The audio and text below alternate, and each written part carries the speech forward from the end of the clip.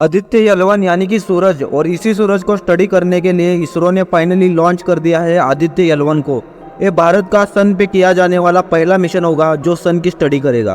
तो 3D animation की help से चलिए जानते हैं कि आखिर कैसे आदित्य एल1 मिशन काम करेगा। तो सबसे पहले जो आदित्य एल1 में जो एल1 लगा है इसका मतलब समझते हैं। नासा के हिसाब से एल1 यानी कि Lagrange point is a position in space where gravitational pull of two large masses precisely equals the centripetal forces required for a small object to move with them।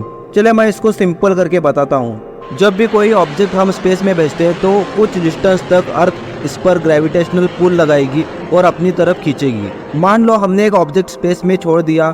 अब यहाँ पे दो लार्ज मासेस प्रेजेंट है यानी कि अर्थ और सन, और इन दोनों के पास ग्रेविटेशनल पावर होती है जो कि इस ऑब्जेक्ट को खींचती है। तो जब ये ऑब्जेक्ट अर्थ के ग्रेविटेशनल फील्ड के करीब होता है तो अर्थ इसे अपनी तरफ खींचेगी, और जब ये ऑब्जेक्ट सन के करीब होता है तो सन इसे खींचने की कोशिश करेगा। लेकिन जैसे कि हम सबको पता है कि सन का साइज जो है वो अर्थ के लगभग 109 गुना बड़ा है, और इसका वजन भी अर्थ से लगभग 3,33,000 गुना ज़्यादा है, और इसी वजह से इसकी ग्रेविटेशनल फील्ड भी बहुत दूर तक फैली होती है।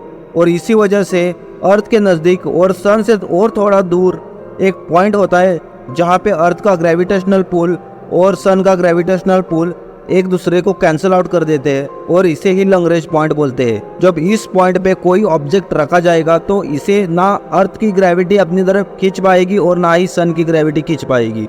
ये ऑब्जेक्ट इसी पॉइंट पे बना रहेगा। तो इसरो इसी पॉइंट पे आदित्य एल1 स्पेसक्राफ्ट को फिक्स करेगा। ये स्पेसक्राफ्ट भारत के श्रीहरिकोटा से लॉन्च किया गया, और इस मिशन के लिए PSLV एक्सेल रॉकेट का इस्तेमाल किया जा चुका है। जैसे ही रॉकेट लॉन्च हुआ कुछ ही सेकंड्स में यह आसमान में पहुंच गया।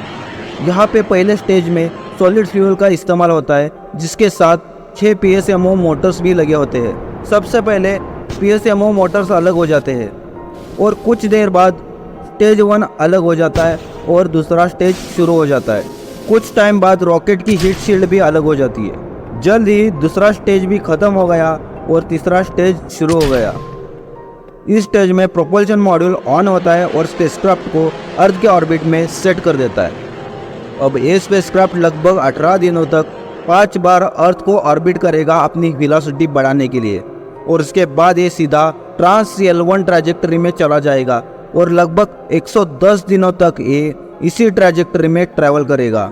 110 दिन बाद ये एल1 पॉइंट पे पहुंच जाएगा, और यहाँ पे इस इरेगुलर हेलो ऑर्बिट में ऑर्बिट करेगा 5 साल तक, और यहाँ पे रह के ये कई सारी सोलर मिस्ट्रीज को सॉल्व करेगा, जैसे कि huge difference between temperature of surface and corona layer of sun, और इसके अलावा और भी कई सारी रिसर्च करेगा। काफ़ी आसान होता है ना 3D एनिमेशन से चीज़ों को समझना। तो अगर आप भी इस तरह के 3D एनिमेशन वीडियोस बनाना चाहते हो तो डिस्क्रिप्शन में कोर्स की लिंक दे रखी है, आप वहां से कोर्स को सिर्फ 497 में ज्वाइन कर सकते हो। और ये वीडियो अगर आपको अच्छी लगी हो तो वीडियो को लाइक और चैनल को सब्सक्राइब ज़रूर कर देना।